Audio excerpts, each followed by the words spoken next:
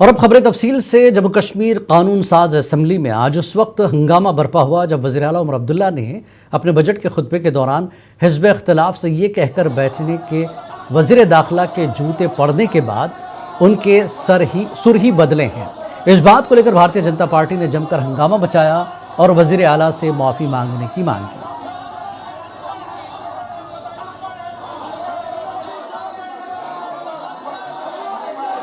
लेकिन आज मर्यादा की सीमा को पार करके इस असेंबली, इस हाउस की सैंक्टिटी को तार तार करते हुए leader of the house chief minister Omar Abdullah आज बदतमीजी की वो हद पार कर गए जो इस चीफ मिनिस्टर के मुंह से न शोभा देता है और न ही कभी इस मुल्क की किसी असेंबली में किसी चीफ मिनिस्टर ने ऐसा कहा होगा। सर आपने जो मुझे कोई नहीं ना, इनकी अपनी गलती। शायद अगर इन्होंने मुझे बोलने दिया होता मैं खुद विड्रॉ करता। मैं विड्रॉ करने के तैयार, मैं दूसरे अंदाज में उसी चीज़ को कह देता। इन्होंने बोलने नहीं दिया। अब तो कोई माफ़ी मांगने वाली बात ही नहीं है। अब तो बात रिकॉर्ड पे आ गया जो आ गया। अगर इन्होंने मुझे एक सेकंड भी बोलने दिया होता, मैं कह रहे कि मैं खड़ा था ये कहने के लिए, तो ठीक है, मैं उन अल्फाज को विड्रॉ करके दूसरे अंदाज में कह दूंगा।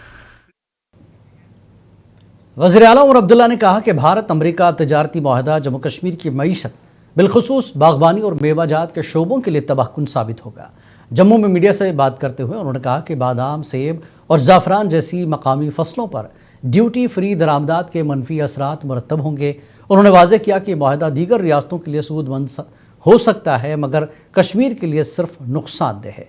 पाकिस्तानी क्रिकेट टीम पर बात करते हुए वज़ीर आला ने कहा कि उनकी अपनी दी हुई धमकी और डटे रहना नहीं आया। हमारा तो कोई मरीन इंडस्ट्री है नहीं, मरीन फूड नहीं है, सी फूड नहीं है।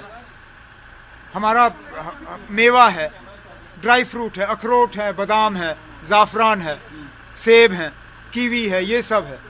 अब अगर ये सारी चीज़ें अमेरिका से ड्यूटी फ्री आएंगी तो जम्मू कश्मीर को नुकसान होना ही होना है। इसलिए ये लोग जो हैं इनको आग लगी, मिर्ची लगी, क्योंकि हमने कुछ हकीकत जो है लोगों के सामने रखे। जम्मू कश्मीर को, बाकी मुल्क को जहाँ फ़ायदा होगा वो मैं कह नहीं सकता हूँ। मैं जम्मू कश्मीर का मुख्यमंत्री हूँ, जम्मू कश्मीर का वज़ीर आला हूँ। मुझे यहाँ के लोगों के फ़ायदे की बात करनी है और हमें इस इंडो यूएस ट्रेड डील से कोई फ़ायदा नहीं है, नुकसान ही नुकसान है। कोई मजबूर नहीं है। अब हमने कब अमरनाथ यात्रा को। वज़ीर आला उमर अब्दुल्ला ने आज कानून साज असम्बली में वाज़ेह कर दिया कि श्री माता वैष्णो देवी रोपवे मनसूबे की मंजूरी में मौजूदा काबीना या इंतज़ामी काउंसिल का कोई अमल दखल नहीं है। उन्होंने रिकॉर्ड का हवाला देते हुए बताया कि फैसला मुंतखब हुकूमत के क़याम से कबल सितंबर 2024 में लेफ्टिनेंट गवर्नर ने किया था। वज़ीर आला ने बीजेपी की रुकन असम्बली के दावे को मुस्तरद करते हुए उसे ऐवान और आवाम को गुमराह करने की कोशिश करार दिया।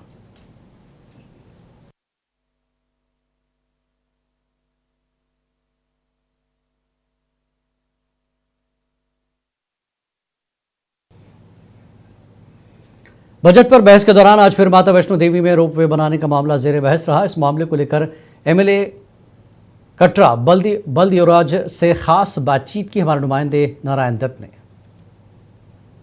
गवर्नमेंट कैसे डिनाई कर सकती है कि हमारा ऑर्डर नहीं है? तो गवर्नमेंट रोकना चाहती तो उस वक्त रोकती। ये गवर्नमेंट कैबिनेट बोला कि कैबिनेट में हमने नहीं। मेरी बात सुनिए, गवर्नमेंट कैबिनेट की पावर्स जो रहती थी एलजी महोदय के साथ रहती है। जब एलजी ने कर दिया तो कैबिनेट की ऑर्डर हो गया। फिर रही बात सैक की, जब पुराना 2018 का ऑर्डर है, मैं वो आपको ये बता दूं, इसमें इस ऑर्डर में ये साइन आप देख रहे हैं, ये भी सबरस्वानी, Khurshid Ahmad Ganai, advisor to governor J and K, उस वक्त का ऑर्डर है जब सरकार नहीं थी। Advisor Vijay Kumar, advisor of the honourable governor J and K member, V V Vyas, advisor to the honourable governor. ये मतलब स्टेट एडमिनिस्ट्रेटिव काउंसिल का ऑर्डर है। यो पावर्स जब गवर्नमेंट ना हो, जो मंत्रियों के पास पावर रहती है वो एडवाइजर के पास रहती है। और उसको भी छोड़िए आप, इनकी गवर्नमेंट का ये ऑर्डर जो मैंने वहां आज पटल पे रखा है, ये बिल्कुल साफ कहना है। जम्मू में आज डेली वेजर्स और आशा वर्कर्स ने मुस्तकिल मुलाजिमत और बकाया उजरतों की अदायगी के हक में वज़ीर आला की रिहाइशगाह की तरफ एहतजाजी मार्च करने की कोशिश की, जिसको पुलिस ने नाकाम बनाया। All daily wagers Jammu Kashmir संघर्ष समिति के ज़ेर एहतमाम मुजाहिरीन ने हुकूमत से कम अज़ कम उजरत के नफाज और बाकी देरीना मुतालबात फौरी पूरा करने का मुतालबा किया। आज हम लोगों ने कहा था कि सीएम साहब की उम्मीद जो है हमें जिंदा रखती है, हमें जगाए रखती है कि लोगों को बजट सेशन के अंदर राहत मिलेगी। लेकिन राहत के नाम पे बोलना और कॉपी पेन पे साइन करके आर्डर देना बहुत फ़र्क होता है। बोलने से तो आप कहेंगे जम्मू कश्मीर को मैं सोने की चिड़िया बना दूंगा, लेकिन बनेगी नहीं, बनेगी ऑन ग्राउंड। वो जो आपने फेस वाइज बोला है कि हम जो है परमानेंट करेंगे, अरे आपने ग्राउंड बेस पे कितना फाइनेंशियल या फाइनेंस डिपार्टमेंट को डाटा दिया है कि हम फेस वाइज करके पैसा कहाँ से लाएंगे, सेंटर से लाएंगे या स्टेट से देंगे। ऑलरेडी हमारे लोगों को 1 लाख जो 13,000 करोड़ पे जो अपना यहाँ पे बजट सेशन हुआ है और 1,37,000 करोड़ यहाँ पे हमारा जो है वो कर्जा। तो मुझे बताइए हम डूबे के आगे बढ़े। बांडीपुरा के मैदानी इलाकों में आज बारिशें हुई, जबकि बालाई इलाकों के साथ साथ गुरेज और तुलेल में आज फिर एक बार ताज़ा बर्फबारी हुई। बर्फबारी की वजह से आम जिंदगी पूरी तरह से मुतासर रही। वहीं सयाहों ने बर्फबारी पर खुशी का इजहार करते हुए लुत्फ लिया।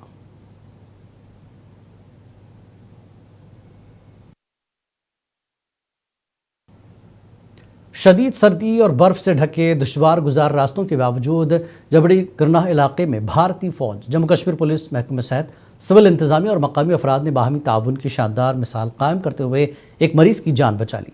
रास्ते बंद होने और आमदरफ्त शदीद मुतासर होने के बाद रेस्क्यू टीम ने मरीज को अपने कंधों पर उठाकर खतरनाक और फिसलन भरे रास्तों से गुजारा ताकि उसे बर वक्त तिब्बी इमदाद फराहम की जा सके।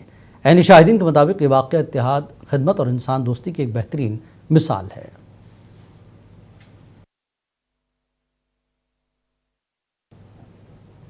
श्रीनगर के नोहटा इलाके में आतिशदगी से मुतासर 17 ख़ानदानों में इमदादी सामान तकसीम किया गया। दारुल खैर मीरवाज मंजिल की जानिब से आज रिलीफ और ज़रूरी सामान मुफ्ती ग़ुलाम रसूल साबुन की ज़ेरे निगरानी तकसीम किया गया।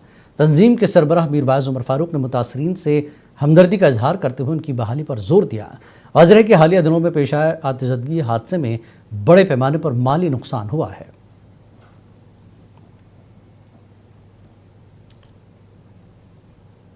नशा मुक्त भारत अभियान के तहत आज बांडीपुरा में एक बड़ी रैली निकाली गई। रैली में बांडीपुरा के मुख्तलिफ स्कूलों से ताल्लुक़ रखने वाले तलबा व तालिबात और असातिज़ा ने शिरकत की। रैली के दौरान बच्चों ने नशा मुखालिफ मुहिम के हवाले से प्ले कार्ड्स उठा रखे थे।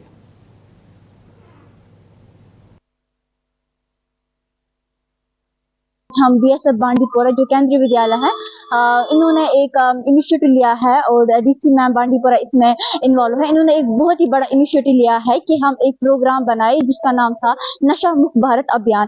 सर ये एक बहुत ही बड़ा इनिशिएटिव है और हम ग्रेटली थैंकफुल जो DC मैम है, इन्होंने ये बहुत ही बड़ा इनिशिएटिव लिया है ताकि हम अपने यूथ को प्रोटेक्ट करें, हम अपनी जनरेशन को बचाए, जो आने वाली नस्ल है उनको भी बचाए। जो जिला रामबन में डिस्ट्रिक्ट अस्पताल के सामने गैर कानूनी रेडियो और गाड़ी पार्किंग की वजह से मरीजों को मुश्किलात पेश आ रही हैं। मरीजों को टी चौक रामबन से जिला अस्पताल तक पहुंचने और ले जाने में शदीद मुश्किलात का सामना है। ये सूरत हाल मरीजों की जान के लिए ख़तरा बन रही है। ट्रैफिक जाम की वजह से टी चौक रामबन में अस्पताल रोड पर गैर कानूनी पार्किंग और सड़क के किनारों पर तजावुज़ात ट्रैफिक की रवानी को मुतासर कर रहे हैं। एम्बुलेंस और गाड़ियों को अस्पताल तक पहुँचने में वक्त लग जाता है।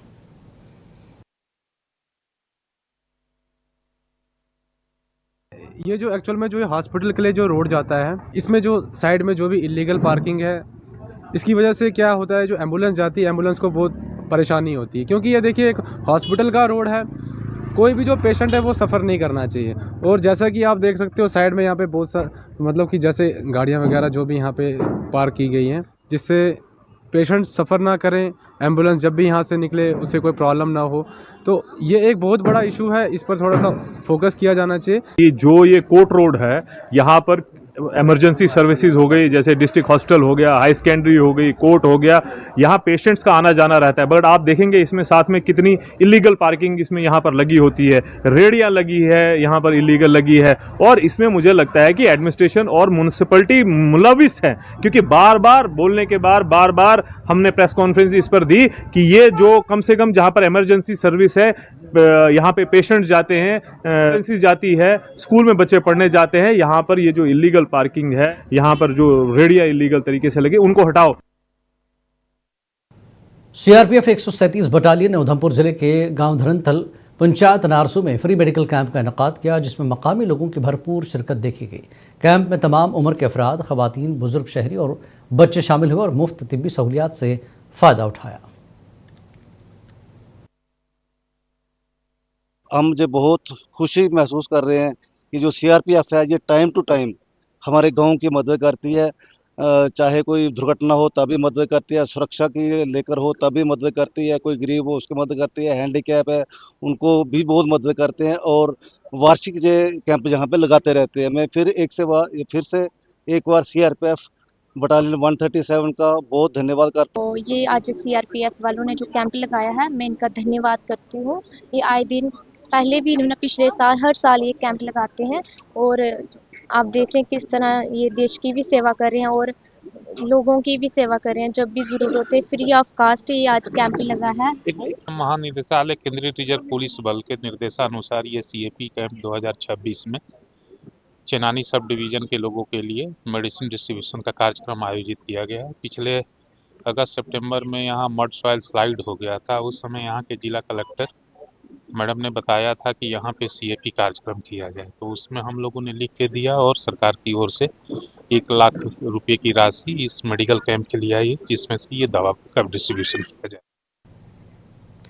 जेल कैदियों की सेहत की जांच पड़ताल और उन्हें सेहतमंद रखने की गर्ज से महकमे सेहत की जानिब से जिला जेल भद्रवाह में कैदियों के लिए एक रोज़ा हेल्थ स्क्रीनिंग कैंप का इनेकाद किया गया।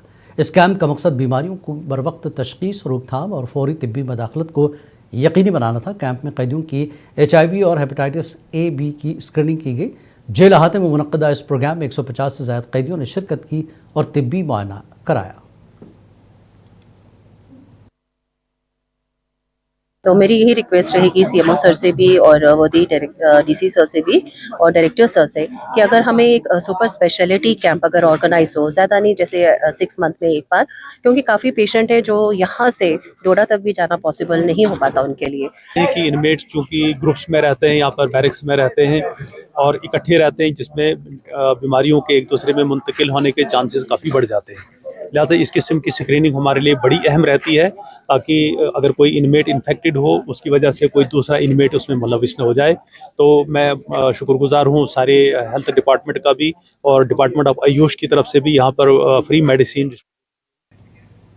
अनंतनाग में कौमी यौम आयुर्वेदिक के मौके पर एक तकरीब का इनेकाद किया गया, जिसमें additional district development commissioner Anantnag ने मेहमान खुसूसी की हैसियत से शिरकत की। इस मौके पर महकमे आयुष के आला अफसरान के अलावा चीफ एग्रीकल्चर अफसर अनंतनाग भी मौजूद थे। तकरीब से खिताब करते हुए मुकर्रीन ने आयुर्वेदिक तरीके इलाज की अहमियत और सेहतमंद तर्ज ज़िंदगी में इसके किरदार पर रोशनी डाली। यूनानी मेडिसिन बिलीव करता है कि हम अच्छा न्यूट्रिशन, अच्छा हवा, अच्छी ज़मीन, ये प्रोवाइड न्यूट्रिशन, हवा और पानी दे दे।